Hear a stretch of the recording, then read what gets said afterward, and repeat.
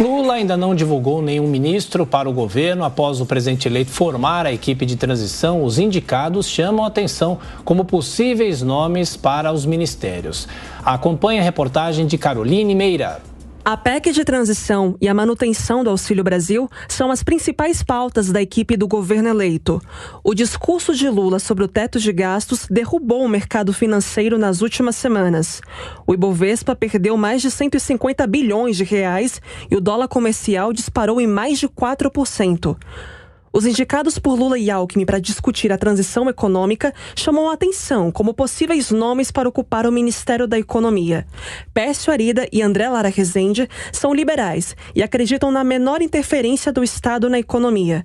Os dois economistas ajudaram a criar o Plano Real em 1994, quando o Brasil enfrentava a crise com a hiperinflação. Pércio defende uma reforma tributária sobre o consumo, já apontou erros da gestão do PT e alertou para o novo governo não começar com uma má impressão, usando a renúncia da britânica Liz Truss como exemplo. André Lara Rezende defende ideias consideradas exóticas pelos investidores. Rezende sugeriu que as políticas monetária e fiscal, como o controle da inflação, Selic e contas públicas, fossem administradas por um comitê entre o Banco Central e o BNDES, algo parecido com o Copom. Do outro lado, temos economistas com perfil mais social.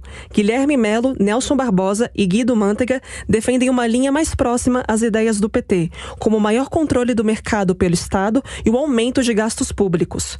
Guilherme Melo é professor na Universidade de Campinas e trabalhou na campanha de Lula como assessor econômico. Melo disse que as propostas de governo eram destinadas ao povo brasileiro e não a Faria Lima, ironizando a atuação da Bolsa de Valores. Nelson Barbosa e Guido Mantega já são mais experientes na esplanada dos ministérios. Os dois economistas foram ministros da Fazenda durante o governo de Dilma Rousseff. Nelson Barbosa foi responsável pelos estudos sobre desoneração tributária do governo Dilma.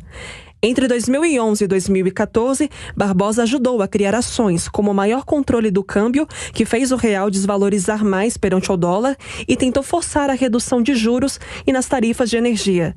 O italiano Guido Mantega ocupou vários cargos e ministérios durante os 14 anos do PT na presidência.